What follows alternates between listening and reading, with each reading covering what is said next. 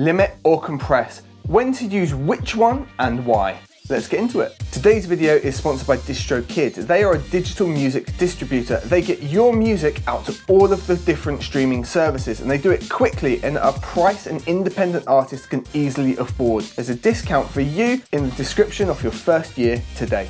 The difference between a limiter and a compressor technically is just the ratio. However, there are some other differences and various use cases where a limiter might be more useful to you than a compressor. And these two sound processors, despite being very similar, can have a very different sound and profound effect on your sound design and mix. Generally speaking, a limiter will have a much faster attack time to avoid this overload scenario of a signal peaking beyond the set limit, whereas a compressor can be quite slow and sluggish.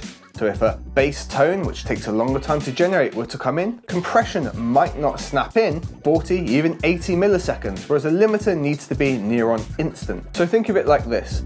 Reach for a limiter when you absolutely don't want a signal to pass a certain threshold. Now this could be on your mix bus where you obviously don't things want to pass 0, but maybe on your bass track you don't want the bass to ever exceed -6 dB, for example, because you know at that point it's starting to get beyond useful in the mix. Well, you could use a limiter to stop that happening. The other thing you can do is with a really dynamic, quick transient sound like a slap bass, for example. A limiter can be used to really squash those dynamics in and lift it all up and set it at a very precise level. So in those times where you really want to crush a signal and maybe move into a little bit of sound design territory, a limiter is what you'd reach for instead of a compressor. Now I mentioned bass because generally it's the hardest thing for us to hear. It needs to be really loud in a mix and use a lot of the headroom for us to have a good perception of it. This can be seen if you have a look at a Fletcher-Monson curve. The lower down we go in the frequency spectrum, the louder it needs to be for us humans to have a good perception of it. So down here can be a good example for a limiter where we want to maintain a really strict dynamic in that overall sound, especially in electronic music where we don't want it to go too low and we certainly need to control those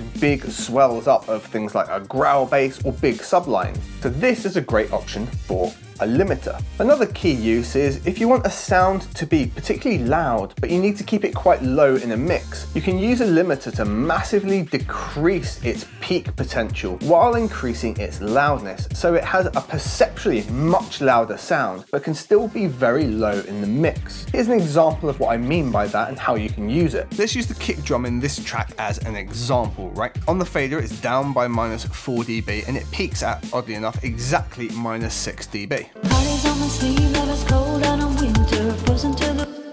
Now let's say we want this to be just as loud but not as high on the peak. Well, let's put a limiter on and let's do something. So we're going to reduce the output level by 4 dB. So we're taking it down as much as is already down on the fader again. So it's new peak, look. It's now -10 dB. So you can see we've lost 4 decibels of headroom, right? I'm going to be ridiculous here and give it 20 dB of gain, and it should be just as loud in the mix, even though it's technically 4 dB quieter.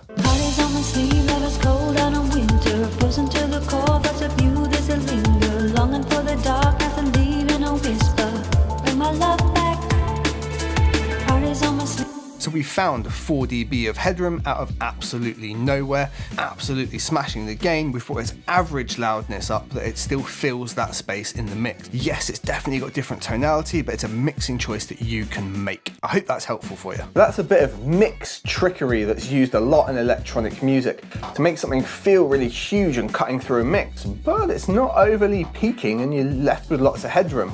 Can have a really loud feeling sound, but it's still kind of low in the mix. That's a real good use case for a limiter where you've got a really fast attack time and release, making it kind of transparent, right? Now all this, not to say that some of your compressors can do this anyway. The built-in Logic compressor is able to go down to a 3 millisecond attack time and a very, very fast release time as well, and it has a limiting function built in post-compressor, purely giving you examples of where a limiter might be useful for you in your mix and why they're named differently. Now we've been talking a lot about low end and bass in this video. Well, there's this thing that a lot of newer producers do in their mixes that they probably shouldn't be doing with their low end. And I've made a video all about that just here. And that's probably the thing you should watch next because it can be critical to getting a good mix.